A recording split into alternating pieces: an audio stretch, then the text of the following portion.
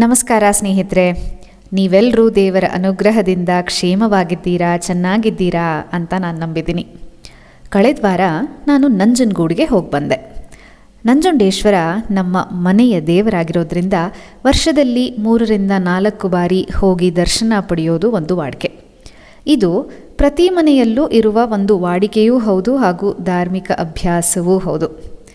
ನಾವೆಲ್ಲರೂ ಬೇರೆ ಬೇರೆ ಸ್ಥಳಗಳಲ್ಲಿರುವ ದೇವರ ಸನ್ನಿಧಿಗೆ ಹೋಗಿ ನಮಸ್ಕರಿಸಿ ಬರೋದು ಜೀವನದ ಒಂದು ನಿಯಮಿತ ಅಂಗ. ಅಂದರೆ ಪರಮಾತ್ಮ ಎನ್ನುವ ಪರಿಕಲ್ಪನೆ ನಮ್ಮ ಬದುಕಿನ ಪ್ರಮುಖ ಭಾವರೂಪ. ಒಂದು ಆಯಾಮದಲ್ಲಿ ಹೇಳೋದಾಯಿತು ಅಂದರೆ ಪರಮಾತ್ಮ ನಮಗಿಂತ ಭಿನ್ನವಾಗಿರುವವನು, ಶಕ್ತಿಯುತನಾಗಿರುವವನು, ಸೃಷ್ಟಿಕರ್ತ, ಲಯಕರ್ತ, ಜಗತ್ಪಾಲಕ, ಹೀಗೆ ಸ್ಮರಣೆ ಮಾಡೋದುಂಟು. ಇನ್ನೊಂದು ಆಯಾಮದಲ್ಲಿ ನೋಡೋದಾಯಿತು ಅಂದರೆ ನಮ್ಮ ಸುತ್ತಮುತ್ತಲಿನ ಪರಿಸರದಲ್ಲಿ, ಸಂಸ್ಕೃತಿಯಲ್ಲಿ, ಸಂಬಂಧಗಳಲ್ಲಿ ದೇವರನ್ನು ಅರಸಿ ಸ್ಮರಿಸ್ತೀವಿ.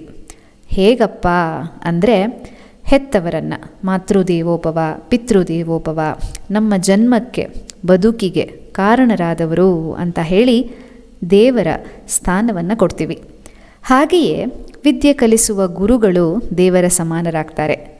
ಜೀವ ಕೊಡುವ, ಜೀವನಾಂಶ ರೂಪಿಸುವ ಎಲ್ಲ ಅಂಶಗಳನ್ನು ನಾವು ದೇವರ ಸಮಾನ ಅಂತ ಅಂತೀವಿ. ಕಾರಣ ಇಷ್ಟೆ, ಅದು ಸುಲಭವೂ ಅಲ್ಲ, ಸರಳವೂ ಅಲ್ಲ. ಅದೊಂದು ಜವಾಬ್ದಾರಿ, ಅನುಷ್ಠಾನಯುತ ಆರಾಧನೆ. ಈ ಪಟ್ಟಿಯಲ್ಲಿ ಬರುವ ಮತ್ತೊಂದು ಉನ್ನತ ಪಾತ್ರ ಅಂದರೆ ನೋವು ನಿವಾರಿಸುವ, ಸಂದರ್ಭಾನುಸಾರವಾಗಿ ಜೀವ ಉಳಿಸುವ ವೈದ್ಯರದ್ದು. ಹಾಗಾಗಿಯೇ ವೈದ್ಯರನ್ನು ನಾವು ವೈದ್ಯೋ ನಾರಾಯಣೋ ಹರಿಹಿ ಅಂತ ಕೂಡ ವಿಶ್ಲೇಷಿಸ್ತೀವಿ. ಆರೋಗ್ಯವೇ ಭಾಗ್ಯ ಎನ್ನುವ ಸೂಕ್ತಿ ನಿಜವಾದರೆ ಅದಕ್ಕೆ ಕಾರಣೀಭೂತರಾದ ವೈದ್ಯರು ಭಾಗ್ಯ ತಂದು ಕೊಡುವವರು ಅಂತ ಅನ್ನಿಸ್ಕೋತಾರೆ ಅಲ್ವಾ? ಚರಕ, ಸುಶ್ರುತ ಅವರ ಕಾಲದಿಂದಲೂ ಭಾರತ ದೇಶ ಆರೋಗ್ಯದ ಕ್ಷೇತ್ರಕ್ಕೆ ತನ್ನದೇ ಆದ ಕೊಡುಗೆಯನ್ನು ಕೊಟ್ಟು ಬರ್ತಾ ಇದೆ. ಇವತ್ತಿನ ದೇಶದ ಜನಸಂಖ್ಯೆಗೆ, ಆರೋಗ್ಯ ಕ್ಷೇತ್ರಕ್ಕೆ ಬೆಲೆಗಳಿರುವ ಮಟ್ಟಕ್ಕೆ ಅದರದೇ ಆದ ಸವಾಲುಗಳಿವೆ. ಇವೆಲ್ಲದರ ಮಧ್ಯೆಯೂ ಆ ಡಾಕ್ಟ್ರ ಕೈಗುಣ ಬಹಳ ಚೆನ್ನಾಗಿದೆ, ದೇವ್ರ ಥರ ಬಂದು ಜೀವ ಉಳಿಸಿದ್ರಪ್ಪ ಅಂತ ಸಾಕಷ್ಟು ವೈದ್ಯರನ್ನು ನಾವು ನೆನಪಿಸ್ಕೊಳ್ತೀವಿ. ಈ ದೇಶ ಕಂಡ 100 ವೈದ್ಯ ದಿಗ್ಗಜರುಗಳಲ್ಲಿ ಒಂದು ಪ್ರತಿಷ್ಠಿತ ಹೆಸರು ಡಾಕ್ಟರ್ ದೇವಿ ಶೆಟ್ಟಿ.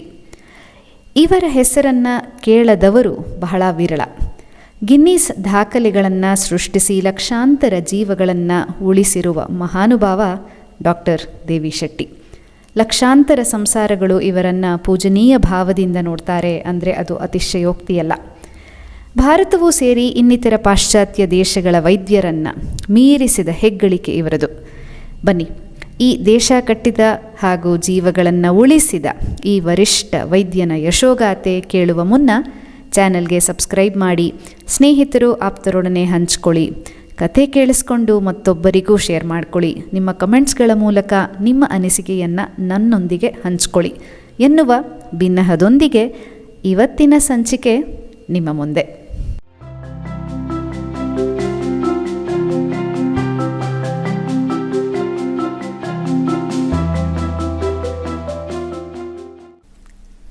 ನಮ್ಮ ಹೃದಯ ಕೇವಲ ಒಂದು ಅಂಗ ಅಲ್ಲ. ನಮ್ಮ ಇರುವಿಕೆಯ, ಜೀವನದ ಹಾಗೂ ಬದುಕಿನ ಏರುಪೇರುಗಳೊಂದಿಗೆ ಮೇಳವಿಸಿ ಸಮರ್ಥಿಸಿಕೊಂಡು ಬರುವ ನಮ್ಮ ಜೀವನಾಡಿ. ನಮ್ಮ ಹೃದಯಗಳನ್ನು ಕುರಿತು ಜ್ಞಾನಿಸುವಾಗಲೆಲ್ಲ ಅಲ್ಲೊಬ್ಬ ಹೃದಯ ತಜ್ಞ ಆಗಾಗ ನೆನಪಾಗ್ತಾರೆ. ಅನೇಕ ದೈಹಿಕವಾಗಿ ದುರ್ಬಲಗೊಂಡ ಹೃದಯಗಳಿಗೆ ಹೆಚ್ಚಿನ ಹಣ ನೀಡಬೇಕಾದ ಹಾರ್ಟ್ ಅಟ್ಯಾಕ್ ಆಗದಂತೆ ಜಾಗ್ರತೆ ವಹಿಸಿ ಉತ್ತಮ ರೀತಿಯ ಶಸ್ತ್ರಚಿಕಿತ್ಸೆ ದೊರಕಿಸಿಕೊಡುವುದರ ಮೂಲಕ ಹೃದಯವಂತಿಕೆ ಮೆರೆದ ವಿಶಾಲ ಹೃದಯಿ ಡಾಕ್ಟರ್ ದೇವಿ ಪ್ರಸಾದ್ ಶೆಟ್ಟಿ. ಹೀಗಾಗಿ ಅವರ ಶುಶ್ರೂಷಧಾಮ ಜನಗಳ ಪಾಲಿಗೆ ನಾರಾಯಣ ಹೃದಯಾಲಯವೇ ಆಗಿ ಹೋಗಿದೆ. ದೇವಿ ಶೆಟ್ಟಿಯವರು 1953 ಮೇ 8 ಜನಿಸಿದರು.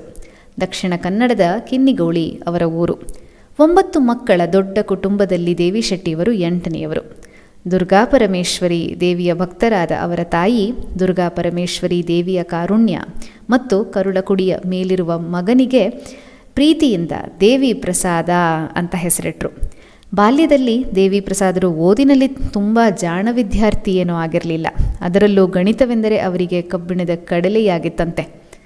ಶಾಲೆಯಲ್ಲಿನ ಡ್ರಾಯಿಂಗ್ ಟೀಚರ್ ಒಬ್ಬರಿಗೆ ದೇವಿ ಶೆಟ್ಟಿಯ ಬಗ್ಗೆ ಬಹಳ ಆಸಕ್ತಿ ಹಾಗೂ ಅಕ್ಕರೆ. ಅವರು ಈ ಹುಡುಗನ ಮೇಲಿರುವ ಪ್ರೀತಿಯಿಂದ ತಮ್ಮ ಮನೆಯಲ್ಲಿ ಗಣಿತ ಹೇಳ್ಕೊಡ್ತಾ ಇದ್ರಂತೆ. ಚಿಕ್ಕನ್ನಲ್ಲಿ ದೇವಿ ಪ್ರಸಾದರ ಬದುಕಿನಲ್ಲಿ ಹೀಗೊಂದು ಘಟನೆ ನಡೀತಂತೆ. ಅದನ್ನು ದೇವಿ ಪ್ರಸಾದರು ಹೀಗೆ ಹಂಚ್ಕೋತಾರೆ. ಅದೊಂದು ಶನಿವಾರ ಮಧ್ಯಾಹ್ನ ಎನ್ನುವುದು ನನ್ನ ನೆನಪು. ಬೆಂಕಿ ಪೊಟ್ಟಣಗಳು ಹಾಗೂ ಕಡ್ಡಿಗಳಿಂದ ನಾನು ಕಾರು ತಯಾರು ಮಾಡಲು ಪ್ರಯತ್ನಿಸ್ತಾ ಇದ್ದೆ. ಹಳ್ಳಿಯಲ್ಲಿನ ಉಳಿದ ಮಕ್ಕಳು ಇಂತಹ ಆಟಗಳನ್ನೇ ಆಡ್ತಾ ಇದ್ರು. ಬಾಂಬೆಯಲ್ಲಿದ್ದ ದೂರದ ಸಂಬಂಧಿಯೊಬ್ಬರೊಂದಿಗೆ ನನ್ನ ತಾಯಿ ಮಾತಾಡ್ತಾ ಇದ್ರು. ತಾನು ನೀಡಿದ ಚಿಕಿತ್ಸೆಗೆ ಯಾವುದೇ ಶುಲ್ಕ ಪಡೆಯದೆ ತನ್ನ ಮಗುವನ್ನು ಉಳಿಸಿಕೊಟ್ಟ ಸರ್ಜನ್ ಒಬ್ಬರ ಬಗ್ಗೆ ಆಕೆ ತನ್ನ ತಾಯಿಗೆ ಹೇಳ್ಕೊಳ್ತಾ ಇದ್ರಂತೆ. ಅಂಥ ಅದ್ಭುತ ವ್ಯಕ್ತಿಗೆ ಜನ್ಮ ಕೊಟ್ಟ ತಾಯಿಯ ಉದರ ತಣ್ಣಗಿರಲೆಂದು ನನ್ನ ತಾಯಿ ಹಾರೈಸಿದ್ದು ನನ್ನ ಕಿವಿಗೆ ಬಿತ್ತು. ಅಂಥ ವ್ಯಕ್ತಿಗಳ ಕಾರಣದಿಂದಲೇ ಈ ಜಗತ್ತು ಇನ್ನೂ ಸುಂದರವಾಗಿದೆ, ಮಳೆ ಬೆಳೆ ಆಗ್ತಾ ಇದೆ ಅಂತ ಅಮ್ಮ ಹೇಳ್ತಾ ಇದ್ಲು. ಆ ಸಮಯದಲ್ಲೇ ನನ್ನ ಬದುಕಿನ ಅರ್ಥ ಏನೆನ್ನುವುದನ್ನು ನಾನು ಕಂಡುಕೊಂಡೆ ಅಂತ ಹಂಚ್ಕೋತಾರೆ. ಮತ್ತೊಂದು ಘಟನೆ 1967 ಇಸವಿಯಲ್ಲಿ ನಡೀತು. ದಕ್ಷಿಣ ಆಫ್ರಿಕಾದ ಕ್ರಿಶ್ಚಿಯನ್ ಬರ್ನಾರ್ಡ್ ಮೊದಲ ಹಾರ್ಟ್ ಟ್ರಾನ್ಸ್ಪ್ಲಾಂಟ್ ಮಾಡಿದ ವಿಷಯ ಪತ್ರಿಕೆಗಳಲ್ಲಿ ಪ್ರಕಟ ಆಯಿತು.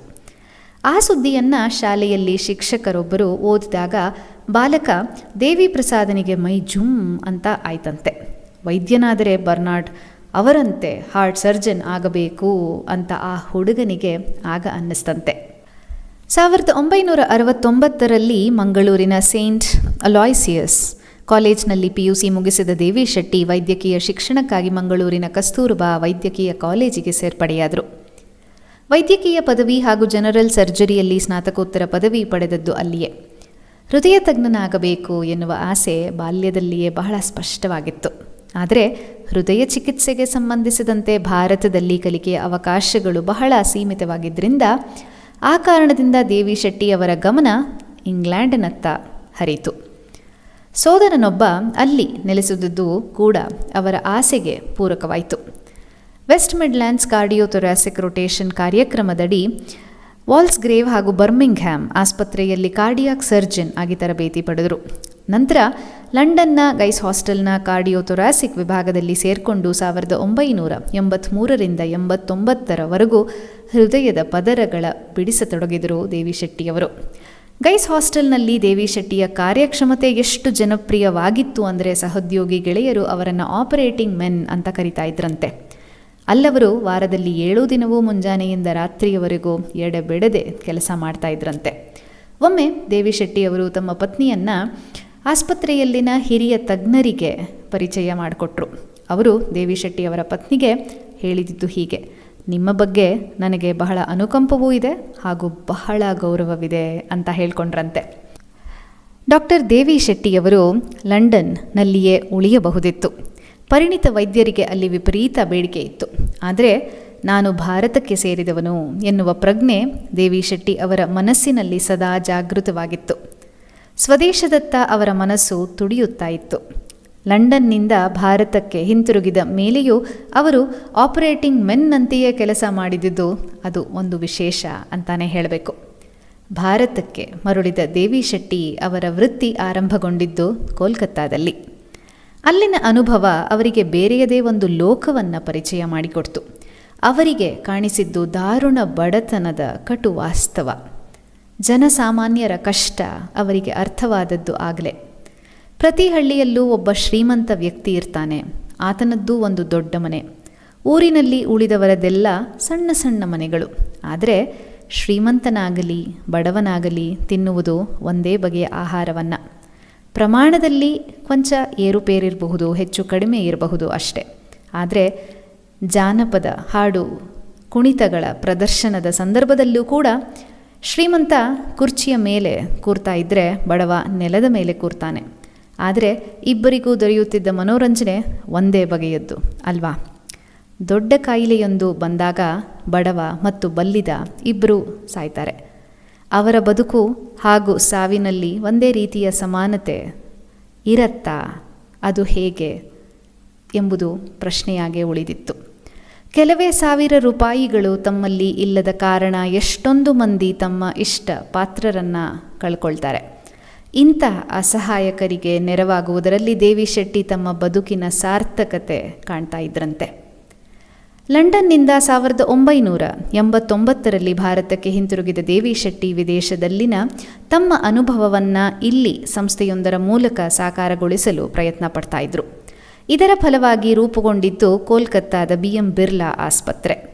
ಭಾರತದಲ್ಲಿ ನವಜಾತ ಶಿಶುವಿನ ಅಂದರೆ 9 ದಿನಗಳ ಹಸುಳೆ ಅನ್ನೋದನ್ನು ನವಜಾತ ಶಿಶು ಅಂತ ಕರಿತೀವಿ. ಅದರ ಮೊದಲ ಶಸ್ತ್ರಚಿಕಿತ್ಸೆಯನ್ನು ಡಾಕ್ಟರ್ ದೇವಿ ಶೆಟ್ಟಿಯವರು ನೆರವೇರಿಸಿದ್ದು ಇಲ್ಲಿಯೇ. ಕೋಲ್ಕತ್ತಾದಲ್ಲಿದ್ದಾಗ ಮದರ್ ತೆರೇಸಾ ಅವರಿಗೆ ಚಿಕಿತ್ಸೆ ನೀಡಲು ಅವಕಾಶ ದೊರಕಿತ್ತು ಅವರಿಗೆ. ಅದು ದೇವಿ ಶೆಟ್ಟಿ ಅವರ ಅನುಭವ ಬುತ್ತಿಯಲ್ಲಿನ ಸವಿ ನೆನಪುಗಳಲ್ಲಿ ಒಂದು. ತೆರೇಸಾ ಅವರು ಉಸಿರೆಳೆದದ್ದು ದೇವಿ ಶೆಟ್ಟಿ ಅವರ ಕಾಳಜಿಯ ಕಣ್ಣಳತೆಯಲ್ಲೇ. ಕೋಲ್ಕತ್ತಾದಲ್ಲಿದ್ದಾಗಲೇ ಬಡ ಜನರಿಗಾಗಿ ಹೃದ್ರೋಗ ಆಸ್ಪತ್ರೆಯೊಂದನ್ನು ರೂಪಿಸುವ ಹಂಬಲ ದೇವಿ ಶೆಟ್ಟಿ ಅವರಿಗೆ ಅಲ್ಲೇ ಮೊಳೆತಿತ್ತು.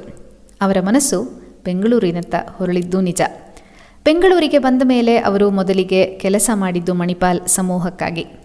ದೇವಿ ಶೆಟ್ಟಿ ಅವರ ನೇತೃತ್ವದಲ್ಲಿ ಬೆಂಗಳೂರಿನ ಮಣಿಪಾಲ್ ಆಸ್ಪತ್ರೆಯಲ್ಲಿ ಹೃದ್ರೋಗ ಕೇಂದ್ರ ಆರಂಭ ಆಯಿತು. ಆದರೆ ಸ್ವಂತವಾಗಿ ಏನನ್ನಾದರೂ ಸಾಧಿಸಬೇಕು ಎನ್ನುವ ಹಂಬಲ ಅವರೊಳಗೆ ಬಹಳ ಸ್ಪಷ್ಟವಾಗಿ ಮನೆ ಮಾಡಿತ್ತು. ಈ ಹಂಬಲ ನನಸಾಗಿ ಹೊರಹೊಮ್ಮಿದ್ದು ನಾರಾಯಣ ಹೃದಯಾಲಯದ ರೂಪದಲ್ಲಿ. ಮಣಿಪಾಲ್ ಹಾರ್ಟ್ ಫೌಂಡೇಶನ್ನಿಂದ ಹೊರಬಂದ ಅವರು ಬೆಂಗಳೂರಿನ ಹೊಸೂರು ರಸ್ತೆಯ ಬೊಮ್ಮಸಂದ್ರದ ಸಮೀಪ ನಾರಾಯಣ ಹೃದಯಾಲಯ ಎನ್ನುವ ಬೃಹತ್ ಆಸ್ಪತ್ರೆ ನಿರ್ಮಿಸಿದರು. 2001ರಲ್ಲಿ ಆರಂಭವಾದ ನಾರಾಯಣ ಹೃದಯಾಲಯ ಪಾಕಿಸ್ತಾನದ ಹಸುಳೆ ನೂರ್ ಫಾತಿಮಾಳ ಶಸ್ತ್ರಚಿಕಿತ್ಸೆಯ ಮೂಲಕ ಅಂತಾರಾಷ್ಟ್ರೀಯ ಮಟ್ಟದಲ್ಲಿ ಸುದ್ದಿಯಾಯಿತು. ಪ್ರಸ್ತುತ ವಿಶ್ವದ ಅತ್ಯುತ್ತಮ ಹೃದಯ ಚಿಕಿತ್ಸಾ ಕೇಂದ್ರಗಳಲ್ಲೊಂದು ನಾರಾಯಣ ಹೃದಯಾಲಯ ಅಂತ ಪ್ರಸಿದ್ಧಿ ಪಡೆದಿದೆ. ದೇವಿ ಶೆಟ್ಟಿಯವರು ಕೇವಲ ಉತ್ತಮ ಹೃದಯ ಶಸ್ತ್ರಚಿಕಿತ್ಸಕರಷ್ಟೇ ಅಲ್ಲ, ಒಬ್ಬ ಮಾನವತಾವಾದಿ, ಸಂವೇದನಾಶೀಲರೂ ಹೌದು. ಹಲವು ಪ್ರಥಮಗಳ ಕೀರ್ತಿಗೆ ಕೂಡ ದೇವಿ ಶೆಟ್ಟರು ಭಾಜನರಾಗಿದ್ದಾರೆ. ಹೃದಯ ಶಸ್ತ್ರಚಿಕಿತ್ಸೆಯಲ್ಲಿ ಅಪರೂಪದ ತಂತ್ರವಾದ ನಿಯೋನ್ಯಾಟಲ್ ಓಪನ್ ಹಾರ್ಟ್ ಸರ್ಜರಿಯನ್ನು ಭಾರತದಲ್ಲಿ ಪ್ರಥಮವಾಗಿ ಮಾಡಿದವರು ದೇವಿ ಶೆಟ್ಟಿಯವರು. ಮೈಕ್ರೋಚಿಪ್ ಕ್ಯಾಮೆರಾವನ್ನು ಉಪಯೋಗಿಸಿಕೊಂಡು ತೆರೆದ ಹೃದಯ ಶಸ್ತ್ರಚಿಕಿತ್ಸೆಯ ಮೂಲಕ ಹೃದಯದ ರಂಧ್ರಕ್ಕೆ ತೇಪೆ ಹಾಕುವ ಶಸ್ತ್ರಚಿಕಿತ್ಸೆ ಮಾಡಿದ ಪೈಕಿ ಪ್ರಪಂಚದಲ್ಲೇ ಇವರು ಮೊದಲಿಗರು. ಸಾಮಾನ್ಯವಾಗಿ ತೊಡೆಯ ಭಾಗದಿಂದ ರಕ್ತನಾಳವನ್ನು ತೆಗೆದುಕೊಂಡು ಬೈಪಾಸ್ ಸರ್ಜರಿಯನ್ನು ಮಾಡ್ತಾರೆ. ಆದರೆ ಮೊದಲ ಬಾರಿಗೆ ಕೃತಕ ಹೃದಯದ ಯಂತ್ರವನ್ನಿಟ್ಕೊಂಡು ಹೊಟ್ಟೆಯ ಭಾಗದ ರಕ್ತನಾಳವನ್ನೇ ಉಪಯೋಗಿಸಿಕೊಂಡು ಬೈಪಾಸ್ ಶಸ್ತ್ರಚಿಕಿತ್ಸೆ ಮಾಡಿ ಯಶಸ್ಸು ಕಂಡವರು ನಮ್ಮ ದೇವಿ ಶೆಟ್ಟರು. ಇಡೀ ಏಷ್ಯಾ ಖಂಡದಲ್ಲೇ ಪ್ರಥಮ ಬಾರಿಗೆ ಕಾರ್ಡಿಯೋ ಮಯೋಪ್ಲಾಸ್ಟಿ ಶಸ್ತ್ರಚಿಕಿತ್ಸೆ ಮಾಡಿದವರು ಇವರೇ. ಡಾಕ್ಟರ್ ದೇವಿ ಶೆಟ್ಟಿ ಅವರ ನಾರಾಯಣ ಹೃದಯಾಲಯ ಬೆಂಗಳೂರು ಮಾತ್ರವಲ್ಲದೆ ಇವತ್ತಿಗೆ 21 ಕಡೆ ಆಗಮಿಸಿದೆ. ದೇಶದ ವಿವಿಧೆಡೆಗಳಲ್ಲಿ ಉನ್ನತ ಸೌಲಭ್ಯಗಳಿರುವ ಆಸ್ಪತ್ರೆಗಳನ್ನು ನಿರ್ಮಿಸಲು ಇವತ್ತು ತೊಡಗಿದೆ. ಇಂದಿನ ದಿನಗಳಲ್ಲಿ ಹಿಂದೆಂದೂ ಕಾಣದಂತಹ ದೊಡ್ಡ ದೊಡ್ಡ ಆಸ್ಪತ್ರೆಗಳು ನಿರ್ಮಾಣವಾಗ್ತಿರೋದು ನಿಜ. ಆದರೆ ಆ ಆಸ್ಪತ್ರೆಗಳಿಗೆ ಕಾಲಿಡುವ ಜನಕ್ಕೆ ತಮ್ಮ ಆರೋಗ್ಯ ಉತ್ತಮವಾಗುವ ನಿರೀಕ್ಷೆಗಿಂತ ತಮ್ಮನ್ನು ಬಿಕಾರಿ ಮಾಡಿಬಿಡುವ ಬಿಲ್ಲುಗಳ ಬಗ್ಗೆ ಹೆಚ್ಚು ಹೆದರಿಕೆ ಇದೆ. ಈ ನಿಟ್ಟಿನಲ್ಲಿ ಕರ್ನಾಟಕದ ಮಟ್ಟಿಗೆ ಹೇಳೋದಾಯಿತು ಅಂದರೆ ದೇವಿ ಶೆಟ್ಟಿಯವರ ಚಿಂತನೆಯಾದ ಬಡವರ ಪಾಲಿನ ವಿಮೆ ಯಶಸ್ವಿನಿ ಆರೋಗ್ಯ ಯೋಜನೆ ಬಹಳ ಪ್ರಸಿದ್ಧಿ ಹೊಂದಿದೆ. ಈ ಚಿಂತನೆ ದೇಶದೆಲ್ಲೆಡೆ ಹಬ್ಬಿ ಆಡಳಿತ ಮತ್ತು ಜನಸ್ತೋಮದಲ್ಲಿ ಒಂದಿಷ್ಟು ಜಾಗೃತಿ ಮೂಡಿಸಿರುವುದು ಆರೋಗ್ಯ ಕ್ಷೇತ್ರದಲ್ಲಿ ಒಂದು ಮಹತ್ವದ ಬದಲಾವಣೆ ಅಂತ ಅನ್ನಿಸ್ಕೊಂಡಿದೆ. ಯಶಸ್ವಿನಿ ಆರೋಗ್ಯ ಯೋಜನೆ ಡಾಕ್ಟರ್ ದೇವಿ ಶೆಟ್ಟಿ ಅವರ ಕಲ್ಪನೆಯ ಕೂಸು. ಎಲ್ಲರಿಗೂ ಉತ್ತಮ ಆರೋಗ್ಯದ ಸೌಲಭ್ಯ ಎಟುಕಬೇಕು ಎಂಬುದೇ ಇದರ ಉದ್ದೇಶ. ಇನ್ನು ಡಾಕ್ಟರ್ ದೇವಿ ಶೆಟ್ಟಿಯವರ ಕಾರ್ಯಕ್ಷಮತೆಗೆ ಹಲವಾರು ಪ್ರಶಸ್ತಿ ಗೌರವಗಳು ಹುಡುಕಿಕೊಂಡು ಬಂದಿವೆ. 2001ರಲ್ಲಿ ಕರ್ನಾಟಕ ರತ್ನ ಪ್ರಶಸ್ತಿ, 2002ರಲ್ಲಿ ರಾಜ್ಯೋತ್ಸವ ಪ್ರಶಸ್ತಿ, 2003ರಲ್ಲಿ Ernst and Young entrepreneur of the year, sir M Visvesvaraya memorial award, doctor BC Roy award ಇವೆಲ್ಲವೂ 2003ರಲ್ಲಿ ಸಲ್ತು. ಇನ್ನು ಪದ್ಮಶ್ರೀ 2004ರಲ್ಲಿ ಹುಡುಕಿಕೊಂಡು ಬಂತು. 2005ರಲ್ಲಿ ಶ್ವಾಬ್ ಫೌಂಡೇಶನ್ ಅವಾರ್ಡ್ ಬಂತು ಅಂತಾಯಿತು ಅಂದರೆ 2012ರಲ್ಲಿ ನಮ್ಮ ದೇವಿ ಶೆಟ್ಟಿಯವರಿಗೆ ಭಾರತ ಸರ್ಕಾರದ ಪದ್ಮಭೂಷಣ ಗೌರವವನ್ನು ಕೂಡ ಅವರು ಸ್ವೀಕರಿಸಿದ್ರು. ಇವೆಲ್ಲಕ್ಕೂ ಮಿಗಿಲಾಗಿ ಅನೇಕ ಹೃದಯಗಳನ್ನು ಶ್ರದ್ಧೆ, ಪ್ರೀತಿ, ಸಹಾನುಭೂತಿಗಳಿಂದ ಸರಿಪಡಿಸುವ ಕಾಯಕದ ಮೂಲಕ ಅವರು ಭಾರತೀಯ ಹೃದಯಗಳನ್ನು ನಿರಂತರವಾಗಿ ಮಿಡಿತಾ ಇದ್ದಾರೆ ಅಂತಂದರೆ ಅದು ಖಂಡಿತ ಅತಿಶಯೋಕ್ತಿಯಲ್ಲ ಗೆಳೆಯರೆ. ಈ ಹೃದಯವಂತ, ಹೃದಯ ತಜ್ಞ ಡಾಕ್ಟರ್ ದೇವಿ ಪ್ರಸಾದ್ ಶೆಟ್ಟಿ ಅವರಿಗೆ ಹೃದಯಪೂರ್ವಕವಾದ ನಮ್ಮ ಶುಭ ಹಾರೈಕೆಗಳೊಂದಿಗಿನ ವಿನಯಪೂರಿತ ನಮನಗಳು.